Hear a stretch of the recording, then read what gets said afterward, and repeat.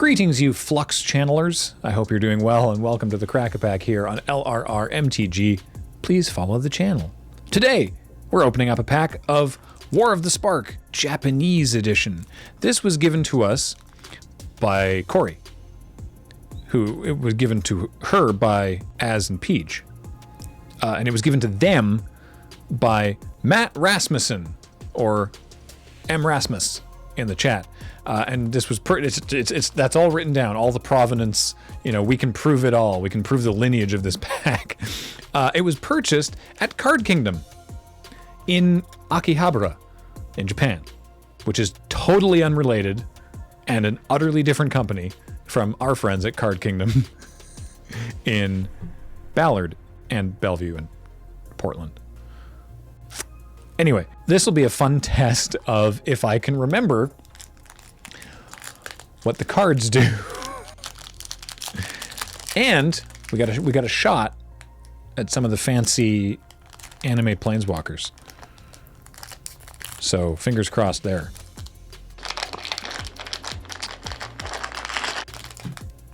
All right, now I don't know how this pack is ordered because the token is up front. The army token is right at the beginning.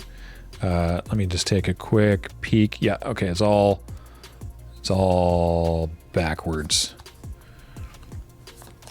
All right, here we go. First up is, I want to say Bulwark Giant. Is that a thing? 5 and a white for a 3/6 giant woman with enters the battlefield. You gain 5 life? Yeah. Cool. This card was totally fine. This card was actually really irritating to play against if you were trying to be aggro, and then they drop a 3/6 that not only is a 3/6 but also gives them 5 life. I remember the flavor text for this one, roughly. It's Gideon being like, where did she come from and are there more of her? Or more like her, or something like that. All right, next we have, oh Lord, it's gonna be like this the whole pack, isn't it? It's something Crew Shock.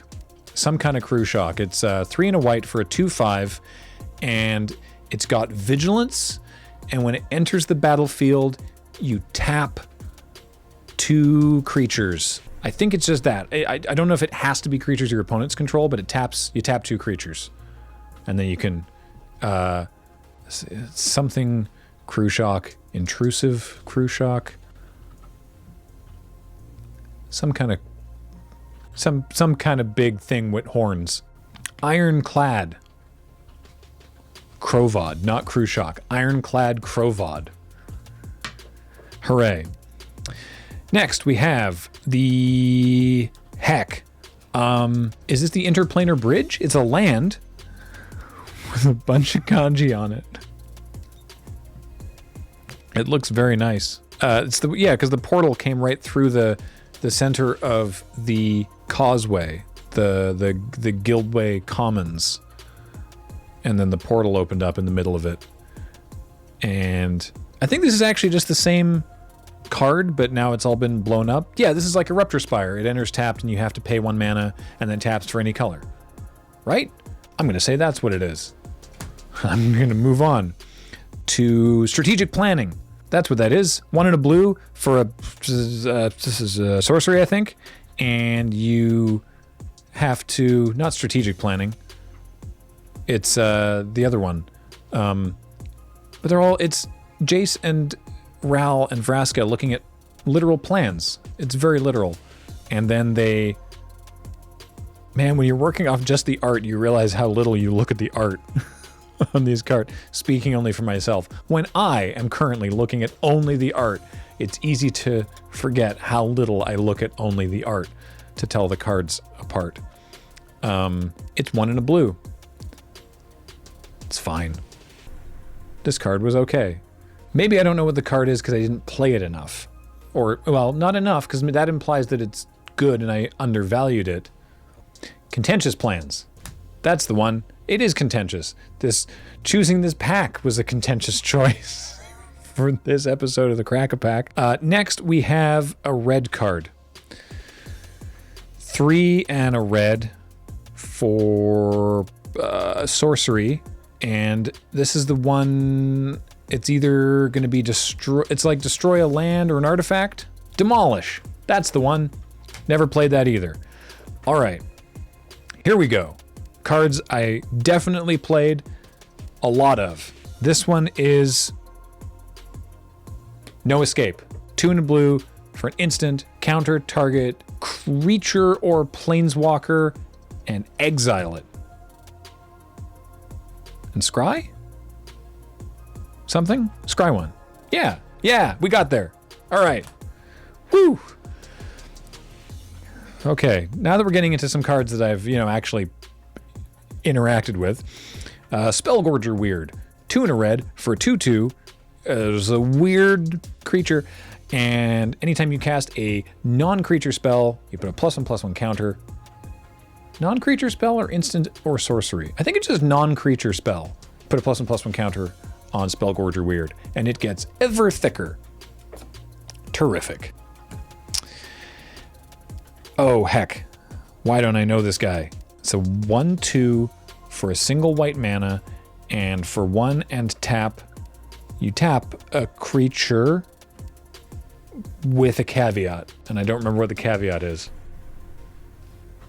Law Rune Enforcer, and the caveat is it has to be CMC, mana value 2 or greater. So you can't tap armies. That's the trick, because you can't tap armies. Leggies, though, tap leggies all day. Good job, me. 1 and a green for a 1/3 spider. This is, I want to say, Snare Spinner. It's got reach, and if you block, if it blocks a creature with flying, it gets +2/+0 until end of turn.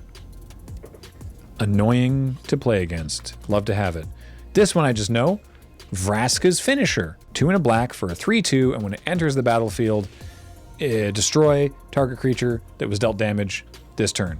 Creature or planeswalker? I think just creature. Yeah, that makes sense. I like that Vraska has like her cleanup gorgons, She's like, well, I only hurt that guy. Can you just, I've got to go and handle it. And then the finisher comes in, takes care of things. Oh, cool. We've got Grandma Jaya. Got Jaya Ballard.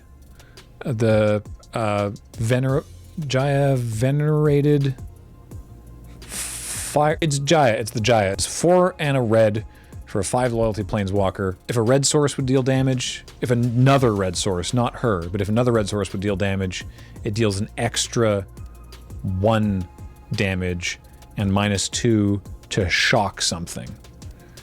And this is anime grandma, meaning that she looks like she's, comfortably in her like late 30s, except for like some slight jowl lines and white hair, which is just kind of cool. So, hooray, we got one. Ajani's Pridemate. 1 and a white for a 2/2, and whenever you gain life, you put a +1/+1 counter on Ajani's Pridemate. Yeah! Also just a good card. That big statue. Is it just God Pharaoh's statue? No. Statue of the God Pharaoh?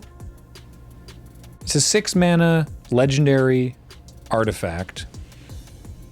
And your opponent's spells cost 2 generic more to cast.